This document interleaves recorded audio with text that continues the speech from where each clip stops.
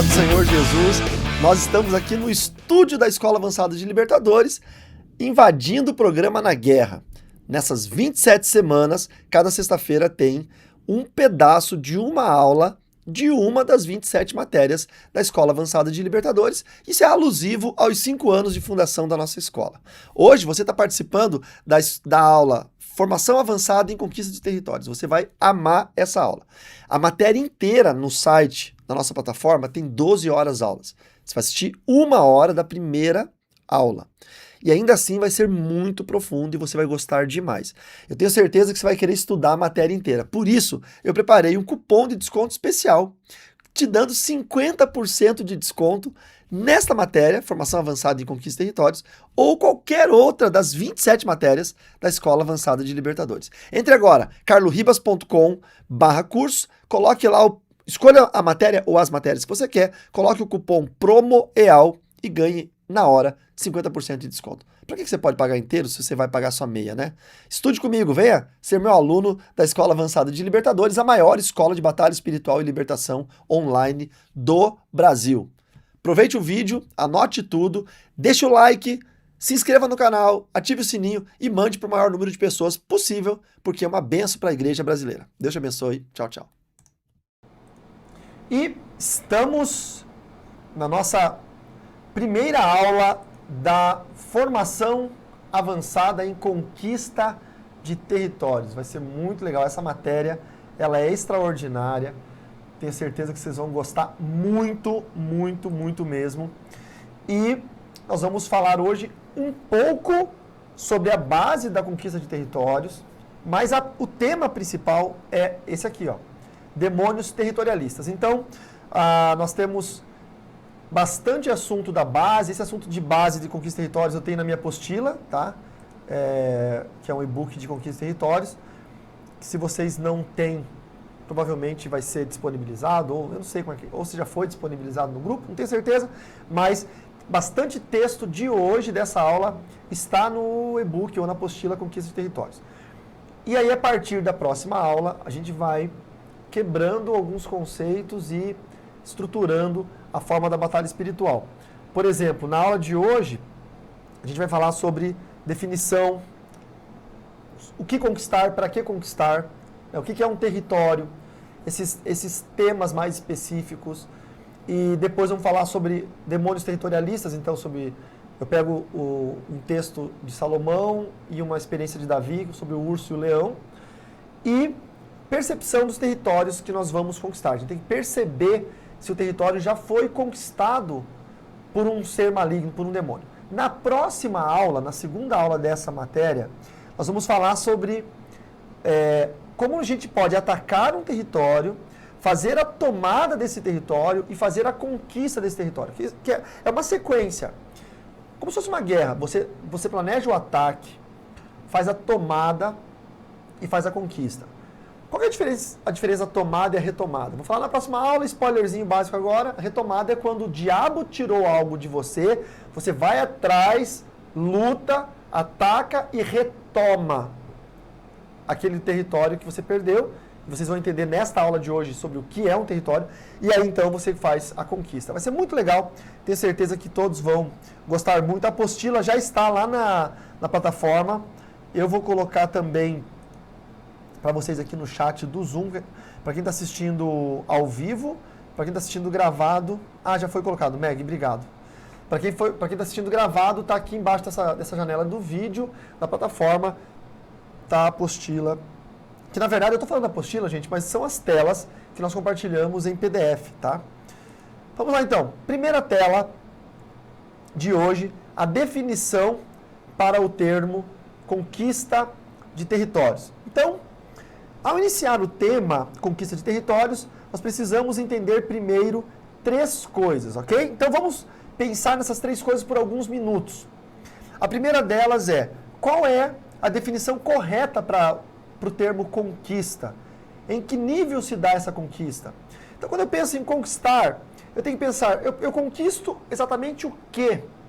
Eu conquisto para quê? Não é?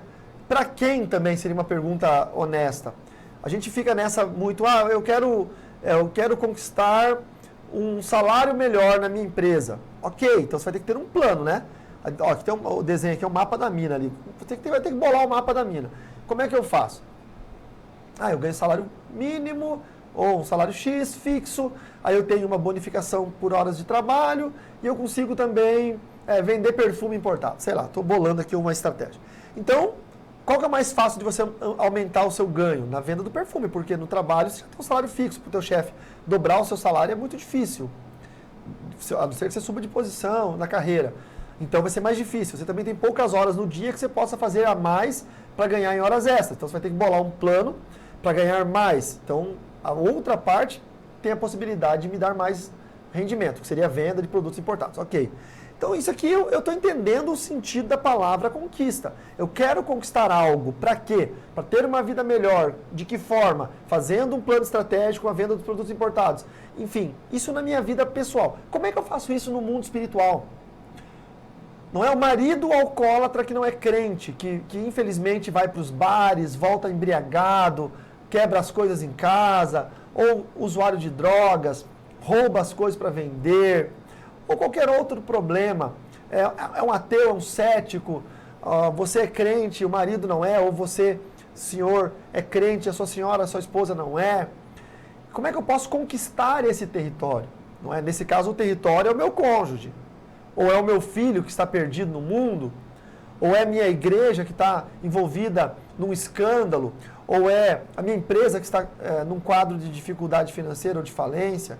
Então eu tenho que descobrir o que é conquistar. E para eu descobrir o que é conquistar, eu preciso saber conquistar o quê? Aí vem o segundo ponto, saber a definição correta para território. Qual é o território que nós devemos conquistar? Então a gente vai ao longo dessa matéria falar sobre vários territórios. Hoje nós vamos falar sobre o primordial, que são as almas, né, as vidas, a salvação das pessoas, a salvação eletiva, né, nós vamos atrás dos eleitos de Deus.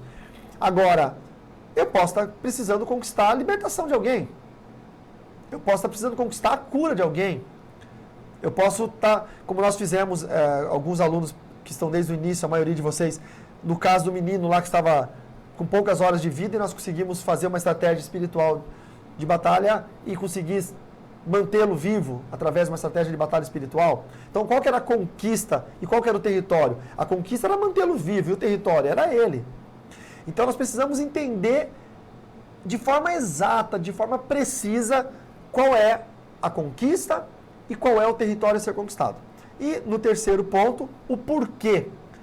Então, por que conquistar determinado território?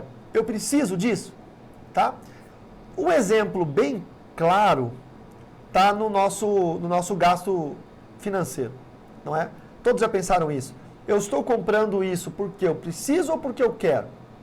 Já pensaram isso? Quem nunca pensou isso vai quebrar financeiramente, já estou avisando aqui de antemão. Eu quero comprar um celular novo. A Meg falou antes aqui no offline, né? Ela disse, eu quero comprar um celular novo, mas eu não sei se eu compro um celular novo ou eu troco de carro. Porque hoje em dia o preço dos celulares, né, está chegando a um nível absurdo. Não é? Imagina você pagar... Eu uso celular mais barato, mas tem gente aí que usa celular de 14, 15 mil reais. Você já imaginou pagar 15 mil no celular, gente? Pelo amor de Deus.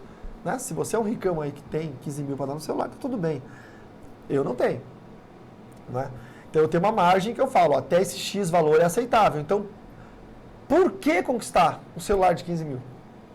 Né? A pergunta é, por que lutar uma guerra? Vou dar um exemplo, que uma história que eu contei para vocês, de um pastor amigo meu, que ia alugar uma casa em Porto Alegre. Muitos de vocês vão lembrar. E aí ele falou, mandou, ele era do grupo de pastores que eu dou assessoria. Eu não gosto de usar o termo cobertura, tá? Eu dou mentoria para eles. Aí ele me mandou as fotos do local. Ele tirou várias fotos da casa para eu ver as fotos e eu orar pela casa. Gente, a casa era vermelha e preta. Tá? Em Porto Alegre, uma casa vermelha e preta, o que é? Quem sabe? Um centro de Umbanda e Quimbanda. Casa de macumba. Aí eu falei, vai no portão da casa e tira uma foto da rua de frente para casa. Um pouco virado para o lado direito. E ele tirou, e tinha as casinhas, porque no centro de Umbanda, lado direito, tem as casinhas para os santos. Aí tem a ordem dos santos correta, dos santos de honra daquele terreiro e os demais de apoio. E ele tirou a foto, falei, cara, isso é um centro de Umbanda. Ele, não, mas nós vamos orar, vamos consagrar, vamos ungir, vamos conquistar esse território, tchê, para Jesus, e depois nós vamos pintar tudo de branco, e de azul claro, e de verde, e vai ficar a coisa mais linda. Tudo bem, né? Funciona? Vocês querem que funcione? Eu creio. Você vai lá, ora, quebra a maldição, consagra, unge, pinta e já era. Mas a pergunta que não quer calar, para que conquistar esse território? Você pode alugar uma casa que era de uma família normal. Para que exatamente tem que entrar naquele formigueiro ali, ficar arrancando formiga? Quanto tempo você vai levar na sua vida para estabilizar esse ambiente? Para que entrar numa batalha que você não precisa agora? É de graça. Sabe? É tipo você tá saudável, e aí você fala assim, eu tô muito saudável, eu tô muito bem, eu vou tomar um veneno para ficar uns 3 meses na UTI. Não é? Não tem porquê, gente. Então, assim, em tempos de pandemia, todo mundo sabe disso, né? Tá saudável, aí pega um Covid, já corre o risco de morrer, ou fica mal. Eu tenho um aluno meu que pegou 30% do pulmão afetado, a mulher dele 15%, ainda é pouco em vista das pessoas que estão, né, infelizmente falecendo, mas a gente tem que tomar cuidado. Então, a pergunta é, por que conquistar determinado território? Nós temos que saber o que é a conquista, temos que saber quais são os territórios e aí saber se vale a pena ou não conquistar aqueles territórios. Não é? Vamos lá. Deixa eu botar a outra tela aqui. Então, vamos falar sobre conquistar, ok? Eu vou botar a tela cheia, fica mais fácil de vocês lerem. Conquistar é fazer discípulos. Então, isso aqui, de forma primordial. Antes deixa eu fazer uma fala aqui.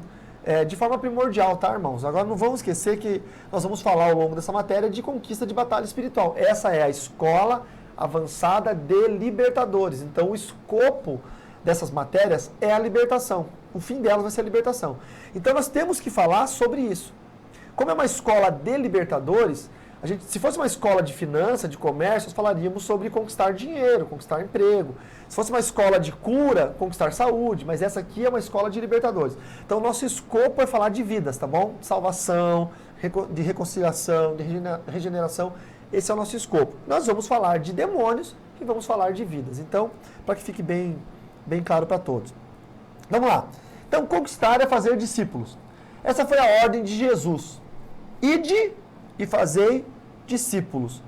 Quando falamos em conquistar territórios, a primeira imagem que nos vem à memória é, obviamente, terrenos físicos, não é isso? Quarteirões, bairros, cidades. Já viram, né? Gente fazendo atos proféticos, que eu chamo gentilmente de atos patéticos. Por esta razão, vimos muitas torpezas eclesiásticas sendo cometidas pelo Brasil afora. Como líderes evangélicos demarcando cidades com urina, tá? Isso eu já vi. Aquela senhora Ana Mendes, do México, veio para o Brasil, no Rio de Janeiro, encheu galões de urina dela e de helicóptero foi ungindo o Rio de Janeiro para demarcar os territórios. Quem faz isso são animais, gente, só para lembrar vocês, tá?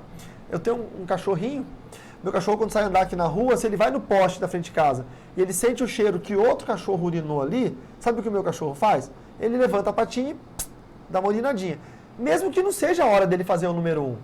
Mas é que ele tem que deixar a marca dele ali para dizer para o outro cachorro quando passar de volta, tipo, e aí, meu irmão? Você vem demarcar o território na frente da minha casa? Você veio demarcar o meu poste? Entendeu? Então não. Então meu cachorrinho dá uma mijadinha, né? Ele urina ali no poste para demarcar território. Você acha que um ser humano precisa fazer isso, gente? Tá?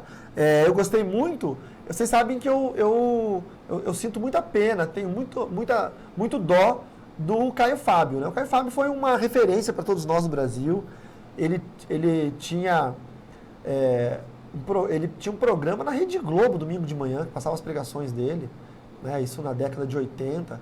Ele foi um príncipe dos pregadores do Brasil, ele foi tipo um Spurgeon brasileiro, mais de 100 livros e tal, e caiu, né? Se desviou. Hoje ele é um desviado, um completo desviado, né? Um camarada.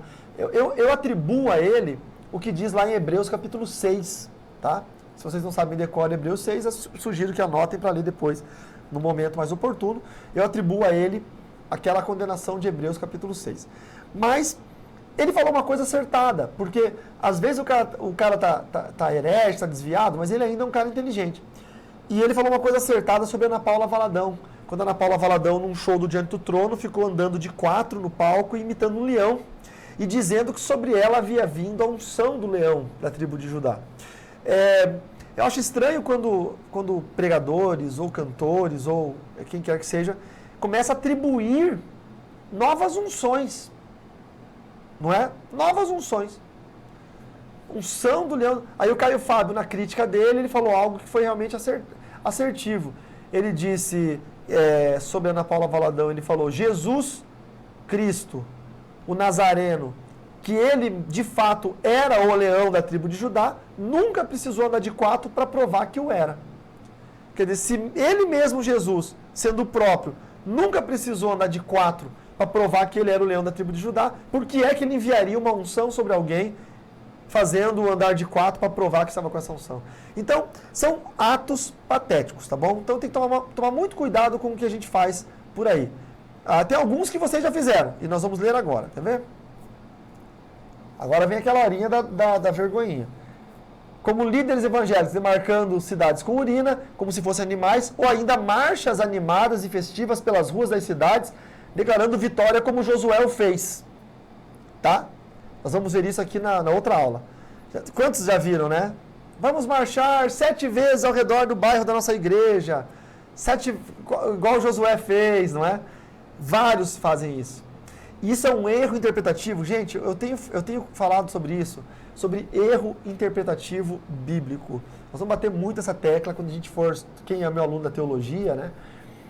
Tomem cuidado com esse tipo de erro, porque a gente tem...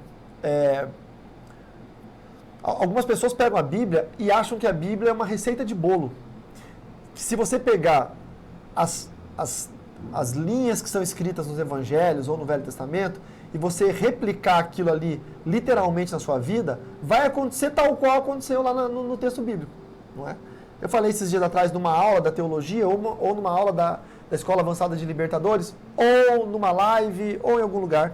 Eu falei sobre uma pergunta, acho que foi num Carlos Ribas Responde no YouTube, da pessoa que leu a afirmação de Paulo falando ao carcereiro, tu e tua casa servirão ao Senhor. Crede no Senhor Jesus e tu e tua casa servirão ao Senhor. Eu já vi gente pregar sobre isso, não é? A gente pode pregar isso? Claro que a gente pode, sem problema nenhum. Como forma de exposição da verdade, tá? Mas não como fórmula da verdade. Uma coisa é a forma expositiva, outra coisa é a fórmula. A fórmula é aquele negócio que café mais leite dá café com leite. Tá? Isso é uma fórmula. Agora, eu explicar alguma coisa, eu dizer assim como o carcereiro ouviu essa frase e creu na palavra do apóstolo, creia você também e tu e tua casa servirão ao Senhor. Pronto, uma forma de exposição profética, evangélica, ministrativa. Agora, eu pegar esse texto e dizer assim, se eu me converter e crer em Jesus, todos os meus parentes da minha casa vão se converter. Isso não é uma verdade. Porque, como quem está fazendo teologia e passou pela matéria de soteriologia, a salvação ela é ativa ou passiva. Ela depende da ação de Deus para nos salvar através do sacrifício de Jesus, mas que isso é passivo, a gente não pode fazer nada, mas depende da nossa atitude ativa de querer mudar de vida e fazer alguma coisa para caminhar com Deus.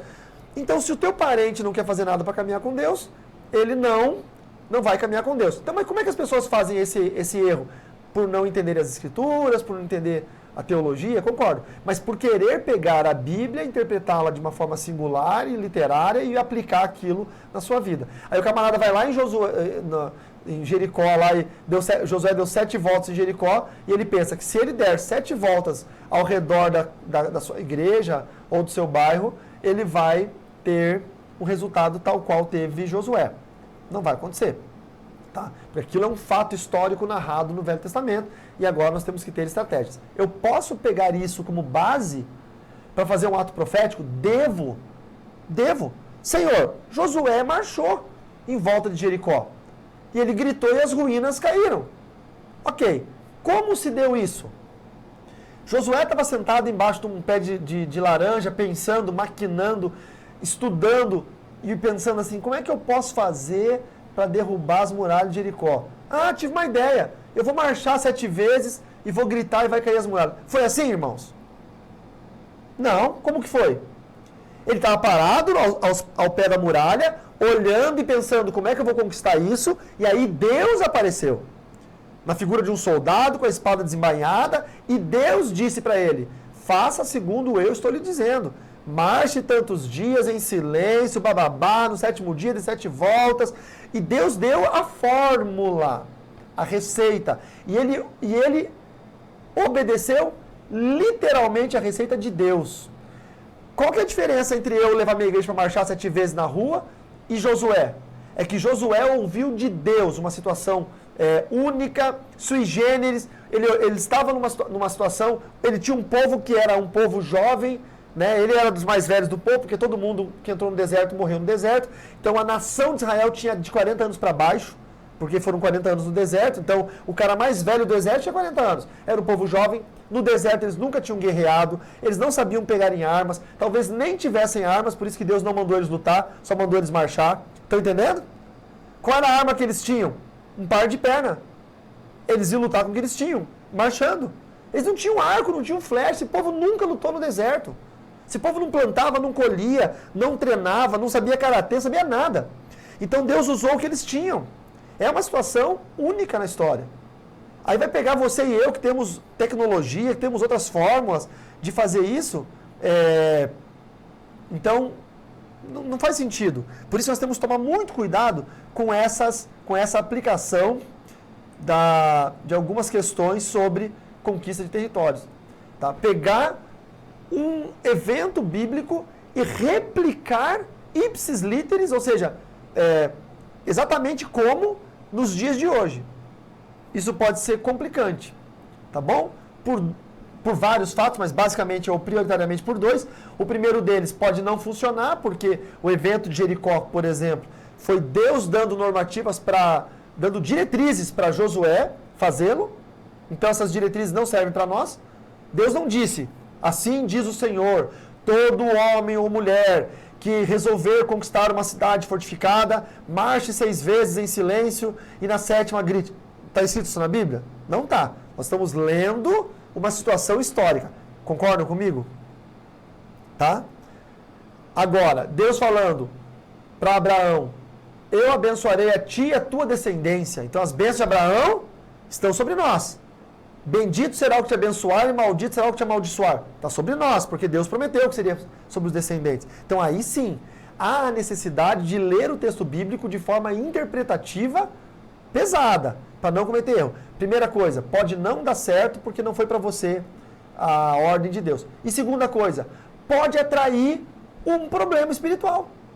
Porque você está fazendo uma cópia de algo que abalou o mundo espiritual há milhares de anos. E se você faz isso de novo e abre um portal espiritual daquela guerra, daqueles demônios daquela época?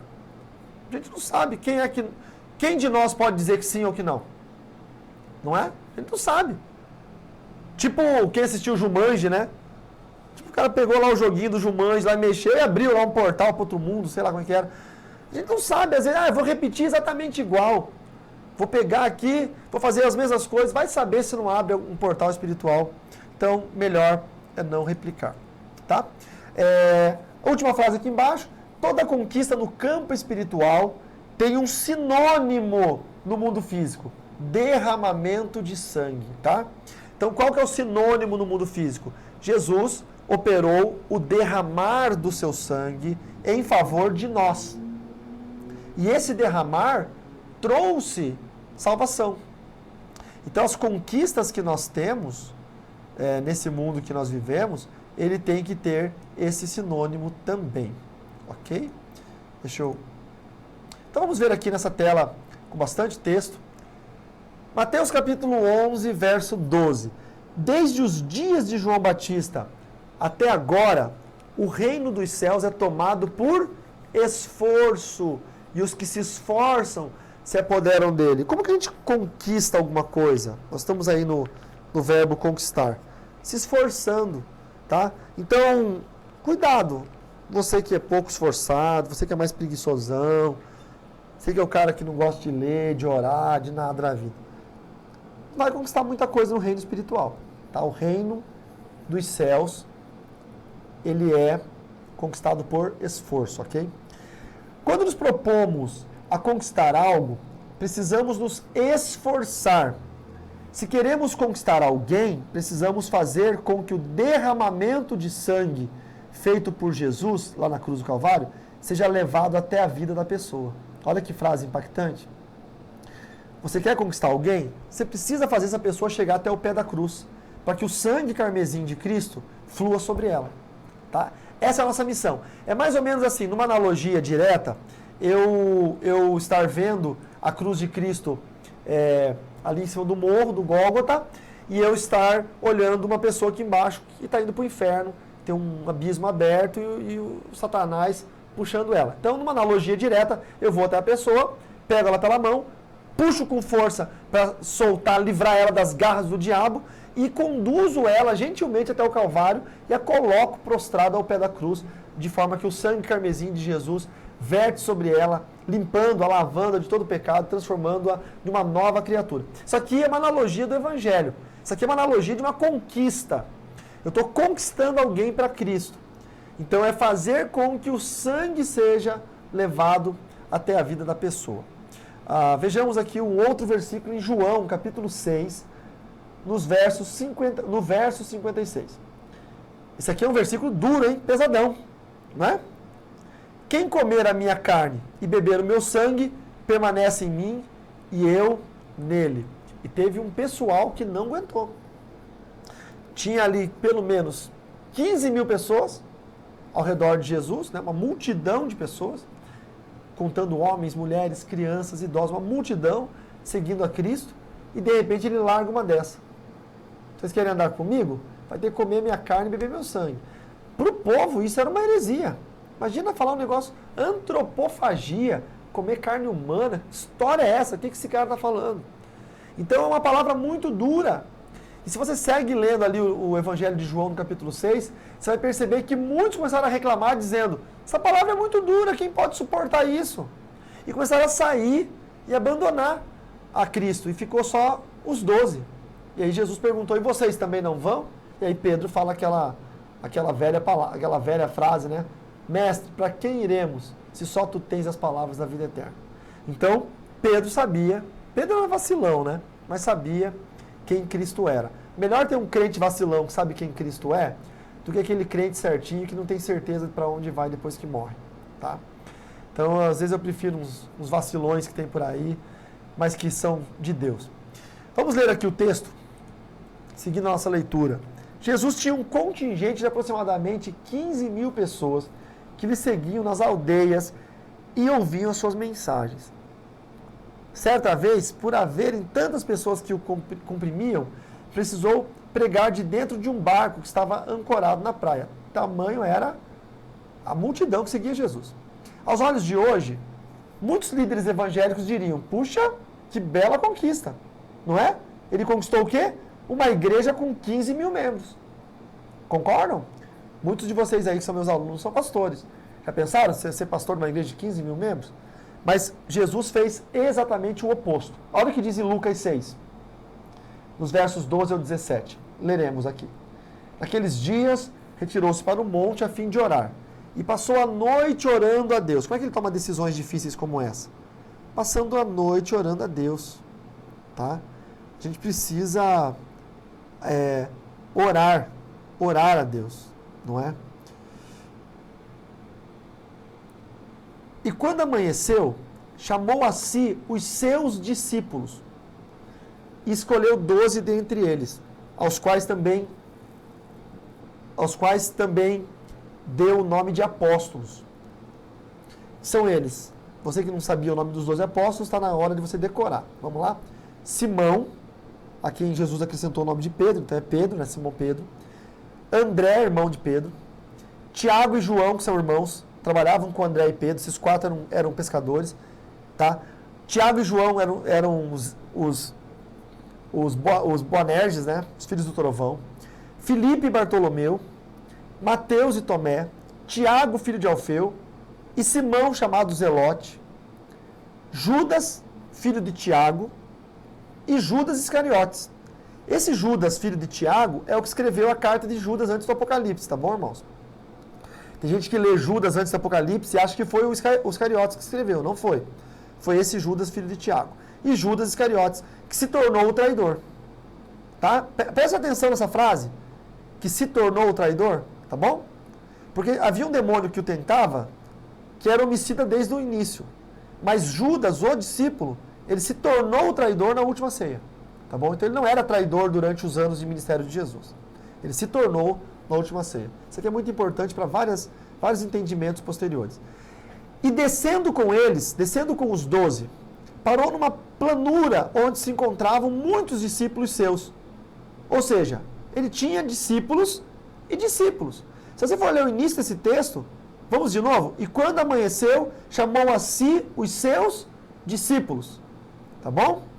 E quando ele desce, e descendo eles, parou numa planura onde se encontravam muitos discípulos seus. Ou seja, ele tinha 2 tipos de grupo de discípulos, ou 3 ou mais. Todos eram discípulos? Sim, mas nem todos eram iguais. Então, saber conquistar é o segredo. Jesus sabia como conquistar, em que níveis de conquista. Você que é um libertador, você tem que saber os níveis da conquista. E grande multidão do povo. Então, ele tinha níveis de discípulos. Agora ele criou um novo nível chamado apóstolos. Você viu que ali em cima ele diz, os quais deu também o nome de apóstolos. Eles eram discípulos, correto? Todos concordam comigo? Discípulos. E aí ele separou 12 e deu o nome agora de apóstolos. Então ele diferenciou esse grupo. Então agora nós temos discípulos e discípulos. Nós temos apóstolos, ok? E descendo com eles, parou numa planura onde se encontravam muitos discípulos seus e grande multidão do povo, de toda a Judéia, de Jerusalém e do litoral de Tiro e de Sidom. Então aqui nós vemos que tinha pelo menos 3 grupos, 2 grupos identificados de discípulos, que não tinham nomes distintos ainda, e um grupo de multidões, tá? Que eram da Judéia, ali na última linha, de Jerusalém, do litoral de Tiro e Sidom. Desses 2 grupos de discípulos, ele tinha, obviamente, um grupo mais chegado, que é o primeiro grupo que a gente lê lá no início, que ele separa 12 desse grupo, então poderiam ter 15, 20, não sei, mas ele escolhe 12 desse primeiro grupo e dá um nome diferente. Ele chama os 12 de apóstolos. Então agora a gente tem o grupo dos apóstolos, o grupo dos discípulos, o grupo dos discípulos e o grupo da multidão. Então ele consegue laminar esse negócio. Mas com quem que ele passa a andar a partir de Lucas 6, verso 12? Só com os 12. Tá? Então ele sai de uma multidão de 15 mil pessoas e passa a andar com 12 pessoas. Não parece a contramão do sistema de hoje? Hoje vocês não começam, né? Vamos começar uma célula com 12 e a gente quer chegar numa igreja de 15 mil. Parece a contramão do sistema. Por quê? Porque Jesus pensava qualitativamente e não quantitativamente. Ele pensava que ele tinha que ter 12 com extrema qualidade para que a palavra do Evangelho se estendesse até hoje e até o fim dos tempos. Se ele pegasse os 15 mil, ia se dissolver assim que ele morresse. Ele forjou 12 colunas que perduraram para todo sempre. Essa é a diferença de conquistar. Tá? Conquista no reino espiritual é algo para gerar frutos e para que os frutos permaneçam eternamente. Não esqueçam disso. Vamos ler essa tela aqui também. Jesus, rodeado de pessoas de vários lugares, sedentos, angustiados, querendo um mestre para seguirem, poderia conquistar ali muitas ovelhas ou muitos membros para o seu ministério. Todos concordam com isso? Já pensou Jesus usando os mecanismos de hoje? Não é? Já pensou Jesus recolhendo dízimo e oferta daquele povo todo? Jesus pedindo para cada um deles dar a primícia. Para quem não conhece, uma visão matemática, matemática financeira, que aplicaram ao reino de Deus, na minha opinião, de forma equivocada, que é pegar 1/30, separar o seu salário em 30 pedaços, que vai dar o equivalente a um dia de trabalho, e dar para o seu pastor ou para o seu líder como uma oferta. A Bíblia fala que Deus ama quem dá com alegria, não que Deus ama quem dá por regra. Não que Deus ama quem dá por obrigação. Deus ama quem dá por alegria. Se eu quiser dar o valor de um dia de trabalho, eu dou. Se eu quiser dar o valor de 10 dias de trabalho, eu dou. Não é? Então, assim, hoje criaram-se mecanismos financeiros para subsistir. Porque as igrejas cresceram muito, tem muitas pessoas, igreja muito grande precisa de um espaço muito grande, precisa de climatização muito potente, precisa de som muito potente, precisa de conforto. Igreja muito grande precisa de mais obreiros, mais funcionários, então tudo isso precisa de mais dinheiro e se torna uma dízima periódica. Quanto mais eu gasto, mais eu preciso ganhar. Daqui a pouco o evangelho deixa de ser pregado como deveria ser pregado, porque tem que se falar mais de doar, de ofertar, de dar, de ter fé, de ter... porque senão você não tem arrecadação, e se não tem arrecadação, não mantém aquela estrutura muito grande. Então vocês percebem que é quase como que um sistema opressor, não é? Quanto mais cresce, mais se fala de dinheiro, porque mais se precisa de dinheiro. E igreja pequena, né, tem 10 dizimistas fiel ali, mantém uma igrejinha pequena. Então, é meio que uma contramão das coisas. É uma contramão. E Jesus podia pegar, olha quanta gente sedenta, angustiada, querendo um mestre. E Jesus estava ali na crista da onda. Jesus era a bola da vez, ele estava famoso. Podia reunir aquele povo, mas ele não. O que ele fez? Ele se retirou. Vamos colocar na tela aqui. Mas a sua atitude foi a correta. Ele retirou-se para o monte, a fim de orar. E passou a noite toda orando. Você está em dúvida sobre o que conquistar na sua vida? Pega uma dica desse professor aqui. Faz um retiro espiritual. Não espera um retiro da sua igreja. Não espera o pastor convidar para ir para o monte. Você e Deus. Você tem dúvidas sobre quais decisões tomar, sobre o que conquistar, sobre quais passos dar na sua vida ou no seu ministério? Vai você para um retiro espiritual, sozinho, para algum lugar, e vai orar. Passe a noite inteira orando. Desliga celular, deixa o celular em casa, deixa no carro. Para tudo na sua vida. O seu ambiente espiritual é mais importante que o resto. Se você não estiver bem espiritualmente, o resto não vai estar bem. Entendeu? Então, para tudo e vai orar. Tá? A melhor coisa que você pode fazer. Quando buscamos a vontade de Deus e não a nossa, nem sempre as coisas acabam sendo como queríamos, mas sempre darão certo. Tá? Podem frisar essa frase aí. Quando nós buscamos a vontade de Deus e não a nossa, nem sempre as coisas acabam sendo como queríamos. Pode ser que aconteça de outro jeito, mas você pode ter certeza que serão sempre as coisas certas. Deus é um Deus qualitativo, escreva isso, qualitativo, de qualidade. Ele não está preocupado em ser um Deus quantitativo. Tanto que a frase é que muitos serão chamados, mas poucos escolhidos. O que significa poucos escolhidos? Poucos. É qualidade, não quantidade. Não é? Eu preciso dar uma pausa na minha fala aqui para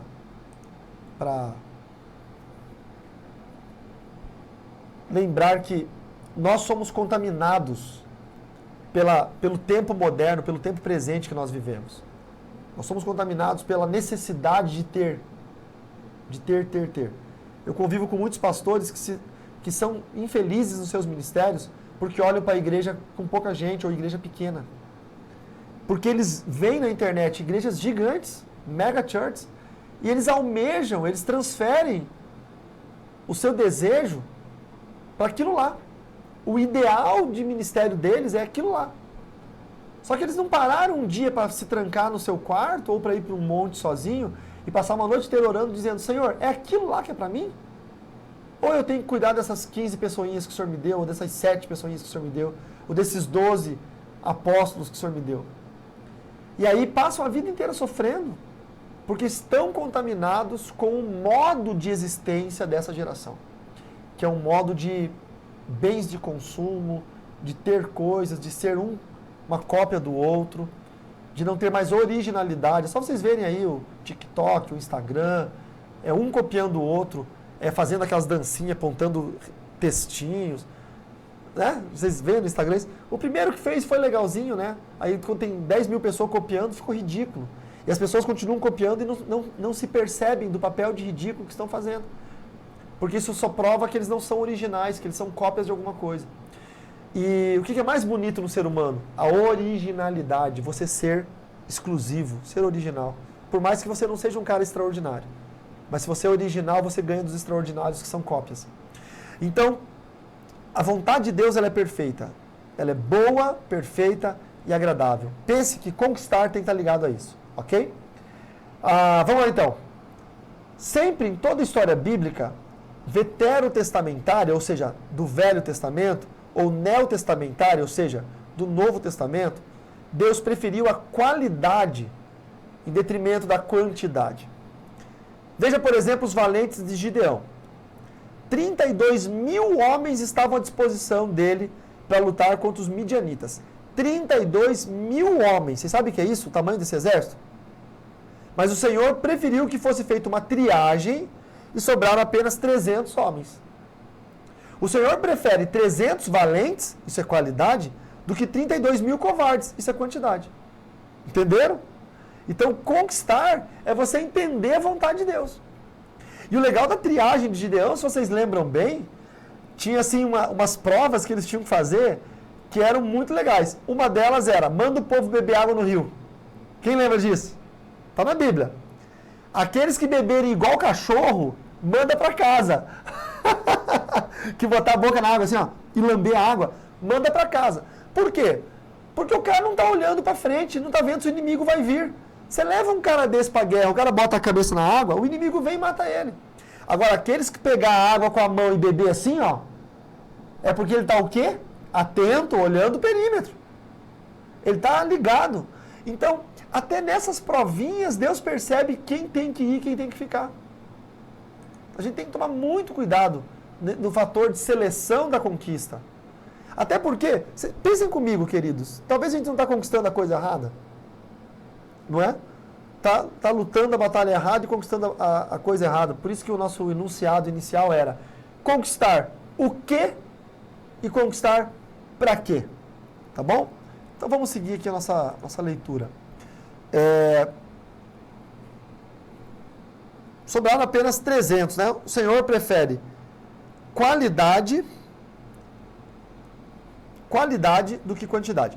Outro caso foi o de Abraão, quando resgatou seu sobrinho Ló com apenas 318 homens. Também, né? Perto dos 300 ali, né? Gênesis 14. Ouvindo Abrão, ainda ele era Abrão, né? Chamado de Abrão, que seu sobrinho estava preso, fez sair 318 homens, dos quaisquer, dos despreparados, não, olha o texto, dos mais capazes, ou seja, dos qualificados, dos especialistas, dos que se importavam em saber mais, dos que se esforçavam em ter entendimento das coisas. É isso. Então desses caras, nascidos em sua casa, e os perseguiu até Dan. Ou seja, também era um povo que ele conhecia, nascido na sua casa. Qualidade em detrimento da quantidade. O Senhor sempre optou por qualidade. Conquistar qualitativamente e não quantitativamente. Essa palavra, essa frase, tão difícil de falar. Qualitativamente e não quantitativamente. Parece estranho. Pô, mas Deus não quer ganhar todo mundo. Deus, é o desejo do Senhor. Ele não fez o inferno para o homem, ele fez o inferno para o diabo e para os anjos caídos. Não é? Mas por que o homem vai para o inferno? Porque fica longe de Deus, é distante de Deus. Então, a vontade do Senhor é que todos se salvassem. Mas, infelizmente, não vai acontecer isso. Então, nós precisamos entender da conquista qualitativa, ou seja, a qualidade da conquista, ok? E território? Deixa eu dar uma olhadinha no chat aqui. Ó, o Pablo disse que o tamanho da população de Ibati, no Paraná, 32 mil. Imagina, Pablo, reúne aí 300 numa igreja e você destrói, né, os 300 de Pablo. Tinha os 300 de Deus. Pega os habitantes de Ibati e bota eles no rio para beber água. Vamos lá, Pablo. Quem beber água igual cachorro, você manda embora. E quem beber água com a mão certinho... O Pablo não está ali, saiu bem na hora que eu estou falando com ele, olha lá. Voltou. Ó, Pablo, eu estava falando de você aqui, rapaz. Estava ouvindo? 32 mil é a população de Ibati. Não é? O que você faz? Você vai juntar na sua igreja 300 e vai conquistar tudo aí. Ou você pega os 32 mil de Ibati e manda no rio tomar água. Quem toma água com a cara no rio, você manda embora. Quem toma água assim, você pega pro exército aí, tá bom? Deixa eu ver aqui. Acho que é isso, né? Não tem uma outra pergunta. Vamos embora. Território é uma posição, é um local, seja ele no mundo físico ou no mundo espiritual. Até rimou, ficou bonito. Vamos ler a tela. Sobre território. É um alvo, uma meta a ser atingida. Então, eu já sei que eu tenho que conquistar com qualidade e não ficar me preocupando com quantidade, ok? Tá? Se eu só dar uma volta aqui, voltar num tema aqui do conquistar, não é? O que acontece com um pastor que fica preocupado, ou com um obreiro que fica preocupado em juntar gente, em ter quantidade? O que ele atrai junto com a quantidade? Ele atrai tranqueira. Gente que né? Gente que não leva nada a sério, gente que só faz coisa errada, gente que influencia mal os bons, não é? Todo mundo aqui vai ter uma história para contar de um irmão, de uma irmã que era uma benção da igreja, até que juntou com uma fulana ou com fulano e o cara fez a cabeça dele e ele saiu da igreja. Sempre tem. Por quê? Porque no desespero de alguns em encher a igreja, e não encher o céu, encher a igreja, acaba atraindo todo tipo de pessoas que não têm interesse no reino, só tem interesses próprios. E interesses outros que não são aqueles do evangelho. Isso é um problema, porque você tendo pessoas na sua igreja que têm interesses outros, não é? A mulher está lá para achar marido, o cara está lá para achar emprego, o outro está lá para achar uma cura. Quando o cara acha que ele foi procurar, ele vaza, né? E aí, se você colocou ele em algum ministério, ele vai te deixar na mão. Então, pense em conquistar. Falando em termos de reino, pense em conquistar com qualidade. Vamos lá, então. Agora, falando de territórios. Território é uma posição, um local, seja ele no mundo físico ou no mundo espiritual. Dá para decorar, parece frase de cursinho para Enem, né? Território é uma posição, um local, seja ele no mundo físico ou no mundo espiritual. É um alvo, uma meta a ser atingida. Quando pensamos em território, o que nós pensamos? Em nação, tribo, sociedade. Não é a tribo lá da Fernanda, lá do Pará, não é? Uma nação, a Lilian está lá na Itália, está em outra nação. Ela é brasileira, mas está em outra nação. Uma sociedade. A visão de Deus sobre territórios é muito mais ampla do que isso. Na palavra sader, vinda do hebraico antigo, território significava estender. Quando se pensava nisso, automaticamente vinha a ideia de que nenhum território poderia, e eu vou dizer aqui, de forma alguma, permanecer do tamanho que estava. Ele precisava estender, aumentar de tamanho. Esta era uma razão pela qual os povos do período veterotestamentário, lá no Velho Testamento, lutavam tanto uns com os outros, ao invés de viverem harmoniosamente como vizinhos. Cada um queria ampliar o seu território. Isso era um costume daquela época.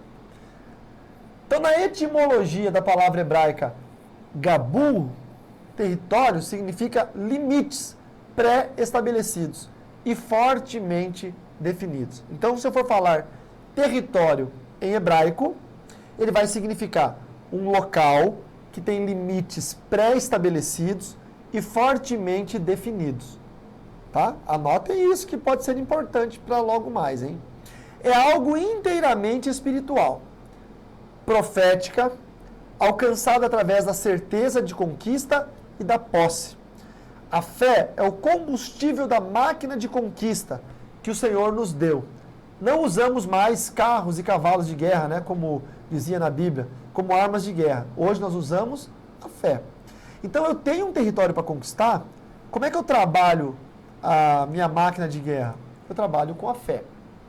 Eu tenho que estabelecer limites para a minha fé. Vou contar para vocês aqui uma passagem triste que nós vivemos recentemente, que foi a morte da esposa do nosso pastor aqui em Chapecó, acometida com Covid. Hoje Chapecó tem infelizmente, tem mais de 300 mortos com o Covid, mas ela foi a 26ª morta. Então era algo bem inicial, né? E era bem triste mesmo.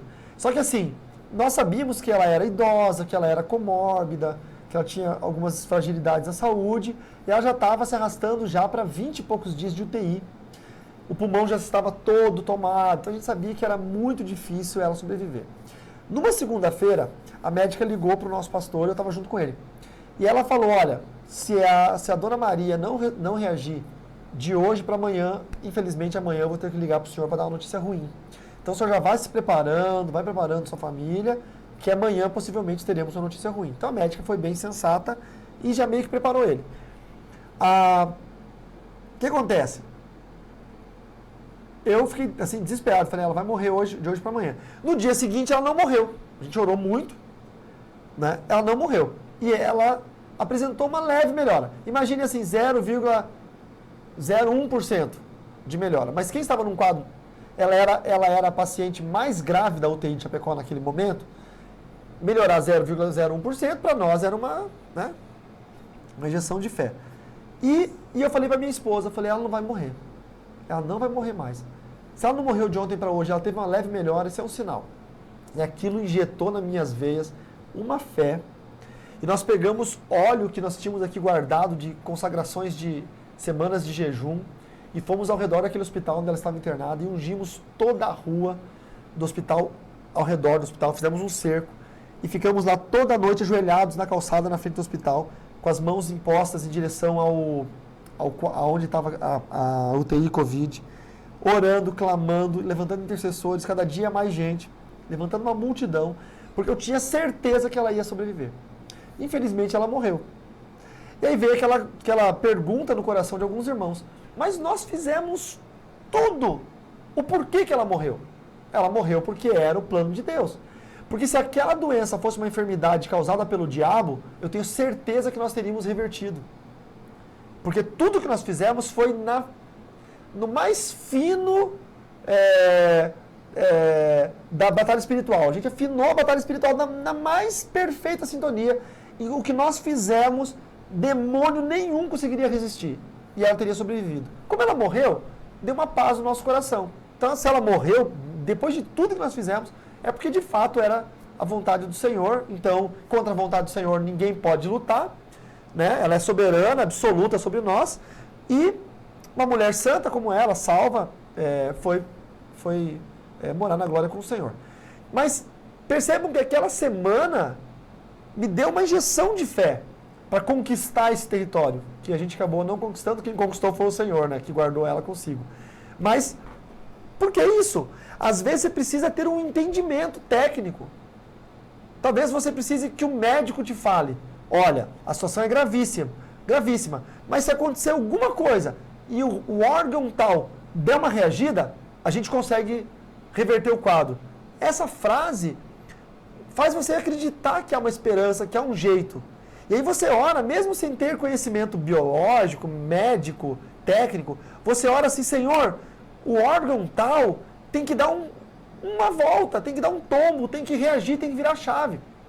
E aí você começa a orar nesse sentido. Então a fé se torna uma arma de guerra. E mesmo você não tendo conhecimento de causa, tá? Por exemplo, um processo da justiça, que você depende que esse processo saia favorável a você para resolver um tanto de coisa, ou um outro problema maior e tal. E você não entende do viés jurídico, você não entende como funciona, quem julga, quem define, quem delibera, você não entende disso. Então você começa a orar meio que genericamente, até que o advogado ou alguém com conhecimento mais aprofundado vem e diz, olha, sabe como que você vai ganhar esse processo? Se o juiz entender que nessa circunstância você deve ganhar assim, assim, assim. E aí você já ora focado, motivado por fé naquela palavra que você ouviu. Não é? Então há uma esperança. Quem já passou por isso? Não é? De você ouvir um parecer de alguém e aquilo te deu um gás a mais para você orar. Ampliou a sua fé. Então, então eu vou conseguir. E também no campo bom. Você quer crescer, você está motivado para abrir uma empresa ou para qualquer coisa na vida. E aí você descobre que alguém foi abrir uma empresa com condições bem inferiores às suas e prosperou. E você fala, não, mas se fulano conseguiu, eu também vou conseguir.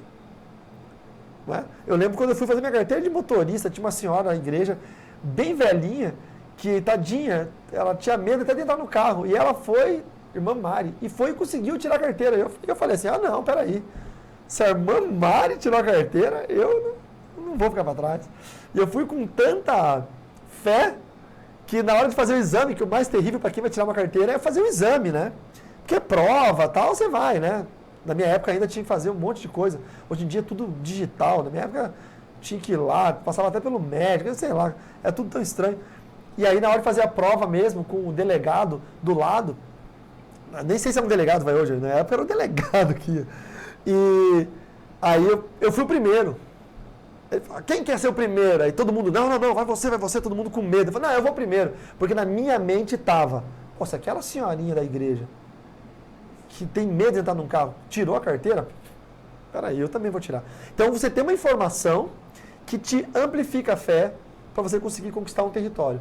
Então, dentro do campo de conquista de território, eu sei que a conquista é qualitativa, eu preciso de um subterfúgio de fé para me impulsionar a conquistar esse território. Então, busque essas informações.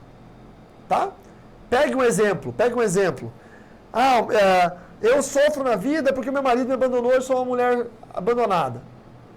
Daí você pega lá, tem uma missionária, Mercê Melo, nem sei se vive ainda, se já morreu.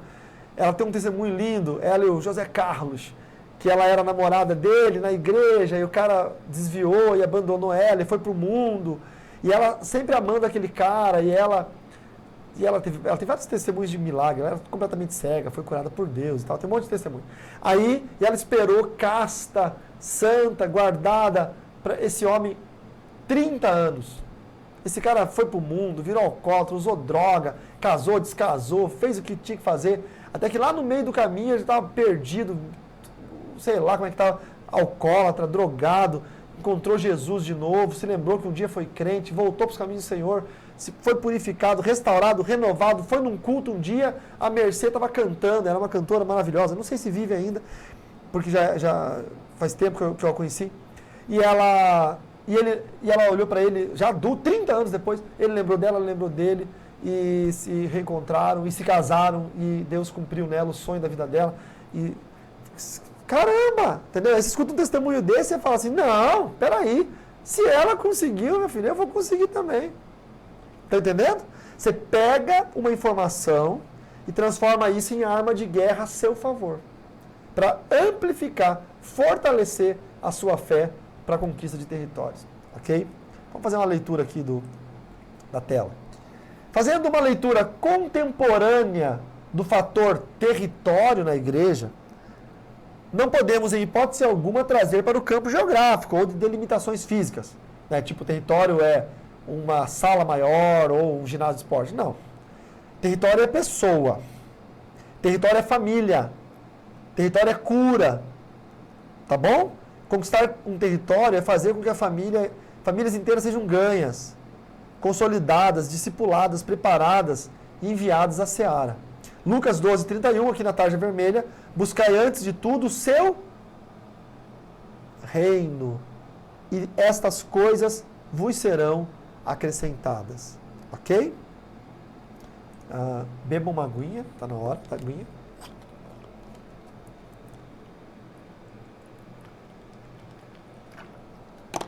Tem uns aí bebendo cafezinho. A Ingrid estava agarrada num pão. Que graciosa a Ingrid comendo, né? Que fina, que pessoa elegante e fina comendo. E ainda com a câmera aberta para todo mundo ver. Parabéns, Ingrid, tá? Uma finesse maravilhosa. Ainda falando de território, a visão de conquista de territórios, na sua maioria, tem sido de uma conquista regional. Cidades, estados, países conquistados para Jesus. Essa visão, que em primeira análise nos parece excelente, né? Porque pensa, uma cidade conquistada para Jesus, um estado, então numa primeira análise, ok, né? Acho que é isso que a gente espera. Foge de um contexto bíblico e messiânico. Jesus não era líder político, concordam? Como Judas Iscariotes pensou que ele era segundo a visão dos zelotes, que eram os membros de um partido nacionalista judeu do tempo de Cristo. Os zelotes, eles também eram chamados de cananeus ou cananitas, usavam de violência na oposição ao domínio romano. Se pegar na versão revista atualizada, em Lucas 6, 15, Mateus 10, 4, vocês vão entender um pouquinho sobre isso. Bom, nesse afã, então...